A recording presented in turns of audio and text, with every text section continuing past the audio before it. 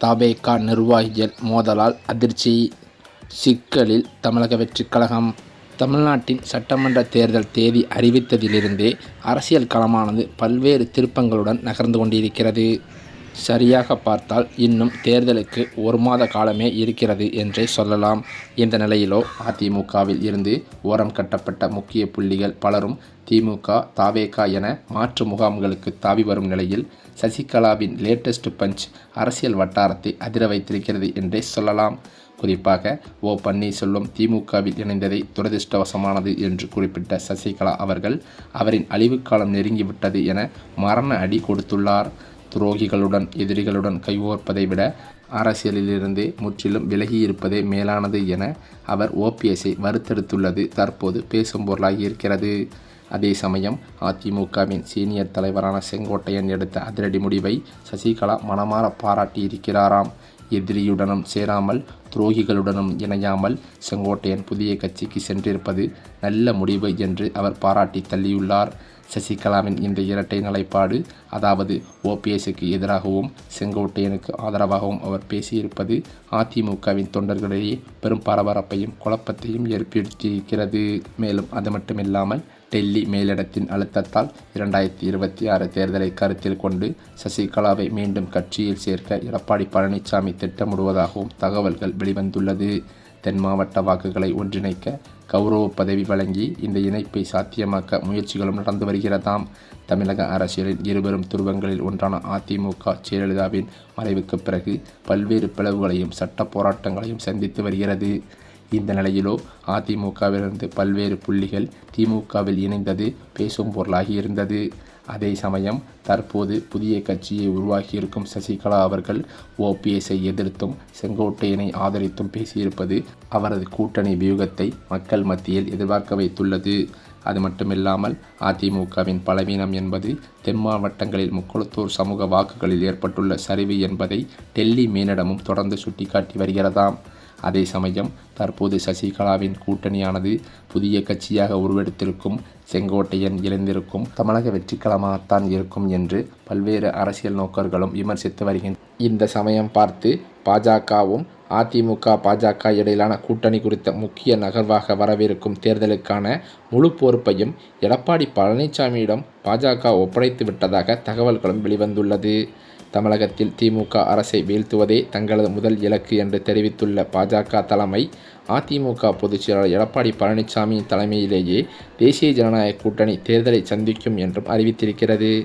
இதன் மூலம் கூட்டணி குறித்த முடிவுகள் மற்றும் தொகுதி பங்கீடு போன்ற முக்கிய அதிகாரங்களை இபிஎஸ் கையில் கொடுத்துவிட்டு பாஜக சற்று பின்வாங்கியிருப்பது அரசியல் வட்டாரத்தில் பெரும் விவாதத்தையே ஏற்படுத்தியிருக்கிறது.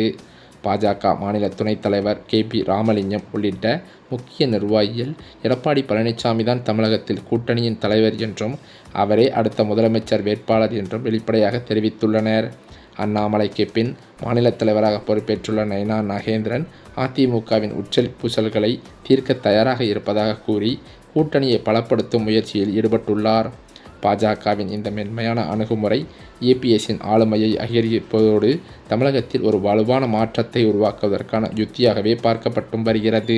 மேலும் அது மட்டுமில்லாமல் தனது செல்வாக்கை பயன்படுத்தி எடப்பாடியின் சொந்த ஊரான சேலம் மாவட்ட செங்கோட்டையன் இதைவிட ஈரோட்டில் நடந்ததை விட மிக பிரம்மாண்டமான ஒரு மக்கள் சந்திப்பு நிகழ்ச்சியை நடத்த காட்டப்போகிறார் என்ற தகவல்களும் வெளியாகி வருகிறது. மேலும் அது மட்டுமில்லாமல் ஆளும் திமுக அரசு எதிர்க்கட்சிகளான அதிமுக மற்றும் விஜயின் தமிழக வெற்றிக் கழகம் ஆகியவற்றிற்கு கடுமையான சவாலை அளிக்கும் வகையில் வியக்கத்தக்க பல புதிய அறிவிப்புகளை தனது அறிக்கையில் தெரிவித்துள்ளது.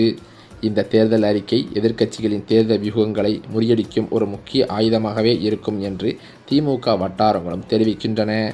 தேர்தல் அறிக்கையை தயாரிப்பதற்கான நாடாளுமன்ற குழு தலைவர் கனிமொழி தலைமையில் 12 பேர் கொண்ட ஒரு வலுவான குழு ஏற்கனவே அமைக்கப்பட்டுள்ளதும் குறிப்பிடத்தக்கது.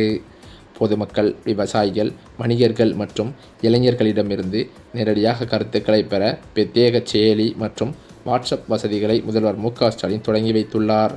இதன் மூலம் அடிமட்ட மக்களின் தேவைகளை அறிந்து அதற்கு ஏற்றவாறு மகளிர் உரிமை தொகை உயர்வு, அரசு ஊழியர்களுக்கான சலுகைகள் மற்றும் பல இலவச திட்டங்களை இந்த பண்டோரா பாக்ஸ் தேர்தல் அறிக்கையில் இடம்பெறச் செய்ய திமுக முனைப்பு காட்டி வருகிறது. மேலும் தேர்தலுக்கு முன்பாகவே மக்களின் குறைகளை தீர்க்கும் வகையில் அரசு ஊழியர்களை கொண்டு விரிவான ஆய்வுகளை நடத்தவும் அரசு திட்டமிட்டிருக்கிறது.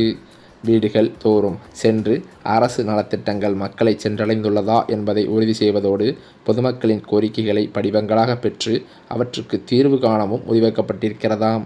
இந்த அதிரடி நடவடிக்கைகள் மற்றும் வலுவான தேர்தல் வாக்குறுதிகள் மூலம் 2026 தேர்தலில் மீண்டும் ஆட்சியை தக்கவைத்துக் கொள்ளவும் எதிர்க்கட்சிகளின் வளர்ச்சியை தடுத்து நிறுத்தவும் திமுக ஒரு பெரும் அரசியல் சதுரங்க ஆட்டத்தையே தொடங்கியிருக்கிறது. இந்த சூழ்நிலையில்தான் அதிமுகவில் இருக்கும் மூத்த முக்கிய புள்ளிகளே சமீப காலமாக அதிமுகவிலிருந்து விலகி திமுகவில் இணைந்து வருவது வாடிக்கையாகவே பார்க்கப்பட்டு வருகிறது. அந்த வகையில்தான் தற்போது அதிமுகவில் கொங்கு மண்டலத்திலிருந்து எடப்பாடி பழனிசாமியின் வலதுகை இடதுகையாக இருந்து வந்த சில முக்கிய மூத்த அமைச்சர்கள் 2 பேர் கடும் அதிருப்தியில் இருந்து வந்ததாகவே சொல்லப்பட்டது.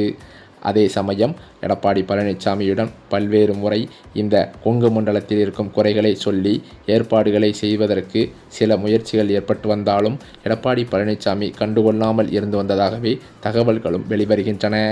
இதனை அடிப்படையாக கொண்டு தற்போது கடும் அதிருப்தியில் இருந்து வந்த கொங்கு மண்டல 2 முக்கிய அமைச்சர்கள் அதிமுகவிலிருந்து விலகவே முடிவெடுத்து விட்டதாக அவரது நெருங்கிய வட்டாரங்களிலிருந்து தகவல்களும் வெளிவந்து கொண்டிருக்கிறது.